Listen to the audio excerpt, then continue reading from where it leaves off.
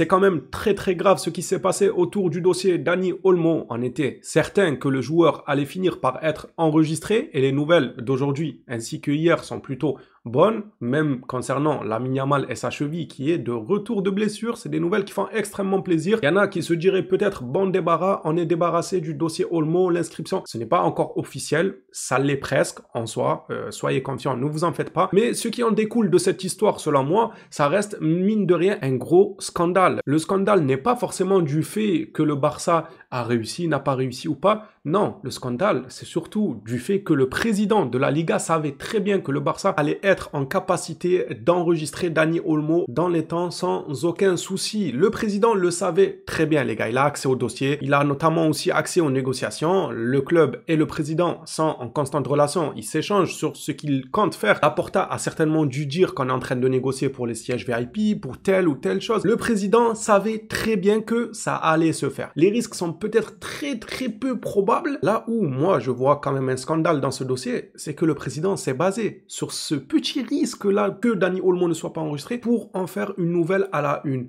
Pourquoi, vous me direz? Pour salir le Barça. C'est ça le but. Lui, il le savait très bien que Dani Olmo, voilà, c'est beaucoup de parlotte. Cependant, en fin de compte, il va quand même être enregistré. Il le savait très bien. C'est le président, il a les éléments qu'il faut. Vous en faites pas vis-à-vis de ça. Ce qui est dommage dans tout ça, c'est que ça nous montre encore une fois qu'il ne loupe pas une occasion pour salir médiatiquement le FC Barcelone. Peut-être il y en a qui s'en foutent. Moi, je ne m'en fous pas. Personnellement, je trouve ça gravissime. Non seulement qu'un président de Liga prenne autant les devants et la défense de son club favori, mais en plus de ça, ne loupe pas une occasion pour pousser les médias à titrer en une. Dani Olmo va partir. Il y en a poussé par peut-être la naïveté ou peut-être que voilà, il y en a ils ont la flemme d'aller voir plus loin que le bout de leur nez. Genre eux, bon Olmo, ok, on a eu des soucis, c'est bon, il est inscrit, allez, on va de l'avant. Non, ça fait plusieurs fois que l'histoire se répète avec plusieurs joueurs et même hormis les joueurs. On parle par exemple d'arbitrage avec l'affaire Negreira. Il y en a eu des affaires où le Barça n'avait pas forcément quelque chose à se reprocher, mais qui a été mis au devant de la scène pour que les gens puissent se moquer, pour décrédibiliser l'institution, pour mettre des bâtons dans les roues au Barça, tout en sachant d'avance que c'est que du pipeau. Il n'y a rien de fondé. Pour Koundé, on a eu des moqueries, oh, il va jouer 2-3 matchs, il va partir, ils vont pas pouvoir l'inscrire. Quel message ça envoie aux futurs joueurs? Le message, il est simple. C'est une institution pas stable, c'est un club qui est en galère, que ce soit pour les futurs joueurs, que ce soit pour les futurs investisseurs, que ce soit pour la vie du peuple, tout simplement, les gars, ça englobe le peuple carrément. Quand on parle du Barça, dans leur tête, ça va résonner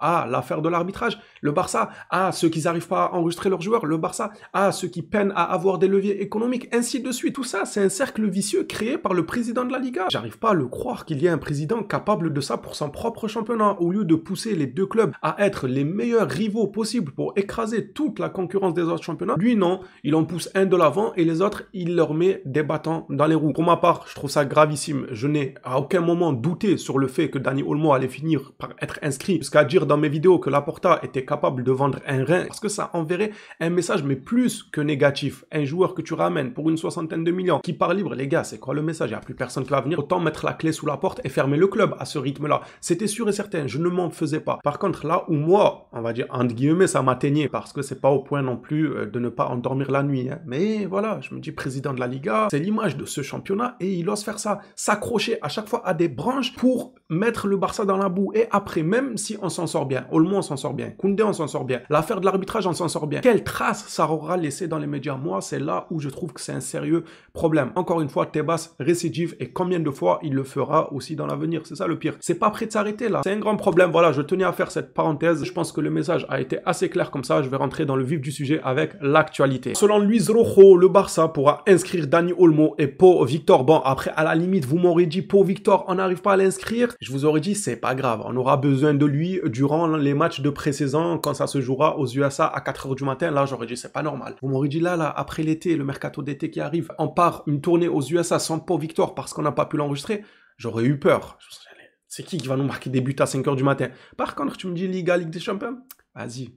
Inscrit ou pas inscrit, quand il rentre, on dirait il est pas rentré, les gars. C'est du second degré, autant qu'il soit là. On a besoin de tout le monde, comme j'ai l'habitude de répéter. Juan Laporta a conclu un accord de 100 millions qui permet l'inscription des deux. Le Barça revient enfin à la règle du 1-1. Non seulement tu arrives à trouver le financement pour inscrire Dani Olmo ainsi que Pau Victor 5h du matin, et ça les deux ensemble, mais en plus tu reviens tranquillement à la règle du 1-1. L'information elle est excellente, on attend rapidement l'officialisation. Roger Torello lui de son côté nous dit que le Barça transmet la confiance à l'entourage d'Dani Olmo avec l'inscription. Du côté des blessures, Christensen pourrait avoir son feu vert très prochainement. Diario AS nous parle de ce dossier. Il est possible qu'Andreas Christensen reçoive l'autorisation médicale la semaine prochaine. Mundo Deportivo, eux, nous parlent de la piste Jonathan David. La piste David s'est bien refroidie du côté du FC Barcelone. Le profil du Canadien n'a pas fait l'unanimité chez les Blaugrana pour être en concurrence avec Robert Lewandowski. Eh bien, j'ai hâte de savoir quel est ce fameux joueur qui aura le profil pour aller concurrencer Lewandowski. Là, il n'est pas question de parler de profil, de technique balle au pied ou de je ne sais quel détail. Il n'est pas question de ça. Il est question d'avoir un attaquant de classe mondiale à bout de souffle. Le gars, il est là un match et il disparaît 5 matchs. Il faut sauter sur la moindre occasion que tu as quand elle est gratuite, quand tu te retrouves dans une situation financière compliquée. La seule possibilité gratuite à l'heure actuelle, bon, vous m'avez compris, il faut prendre en compte son salaire, tout ça, mais la seule option où tu ne payes pas d'indemnité transfert direct au club d'en face, c'est David. C'est la meilleure option. Moi, je vois personne qui sera libre l'été prochain et en plus de ça, qui plante, qui met ses petits buts, ses petites passes décisives, même face aux plus grands d'Europe, il a su planter des buts. Moi, je n'en vois aucun. Mais bon, si la direction estime qu'il n'a pas le profil pour concurrencer Lewandowski, mais dites-moi, c'est quoi le profil? Faut quoi? Je sais pas, faut faire une photo de profil? Non, dites-nous. Parlez-nous de quel profil vous voulez. Parce qu'on n'a pas 1 million de solutions. Parce que sinon, s'il s'agissait que de profils, nous aussi, on irait chercher de meilleurs profils. Dites-nous, vous avez une enveloppe de 80 à 100 millions, on va en chercher des profils. Vous nous dites que vous avez le fair play financier sur le dos, vous êtes dans le pétrin financièrement parlant, on vous dit, Jonathan David, ça peut être une excellente opportunité gratuitement, jeune, que tu peux ensuite revendre. Bref, je ne suis pas non plus un expert financier. Le club sait certainement ce qu'il fait. En tout cas, je l'espère, même si Mundo Deportivo a l'information, moi je la prendrai avec des pincettes. J'attends de voir le dossier de Jonathan David dans quelques semaines, allez, quelques mois, quand on se rapprochera du mercato d'été, ce que ça donnera. Pour conclure cette vidéo actualité avec plein de bonnes nouvelles, on finit par la meilleure des nouvelles. Lamine Yamal va refouler les terrains et ce, plus rapidement que prévu. FF Polo rapporte, l'état de la cheville de Lamine Yamal s'est nettement amélioré. Confiance quant à sa participation contre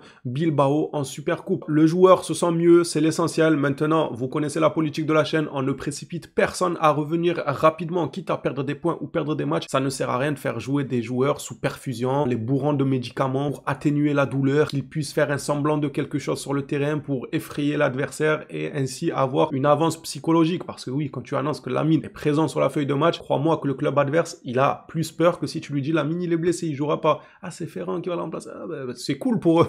C'est une aubaine pour eux, les gars. Donc, psychologiquement parlant, rien que d'avoir Lamine, même s'il est amoindri à 60-70% de ses capacités physiques, ça peut quand même t'aider dans un match, mais on n'en veut pas. On n'en veut pas. Un joueur à 60-70%, ça ne sert à rien. Autant qu'il se rétablisse à 100% pour pouvoir profiter de son talent dans la continuité au cours des saisons et non pas juste effrayer 2-3 matchs des adversaires pour qu'ensuite ils rechutent et on l'a réellement plus pour 2 ou 3 mois. Ça serait dommage. Je fais confiance au staff médical à ce niveau-là. Les phénomènes, ça sera tout pour cette vidéo actualité. N'hésitez pas à participer à celle-ci en donnant votre avis dans l'espace commentaire. Hâte de vous lire. On s'attrape à la prochaine vidéo. D'ici là, prenez soin de vous les Blaugrana.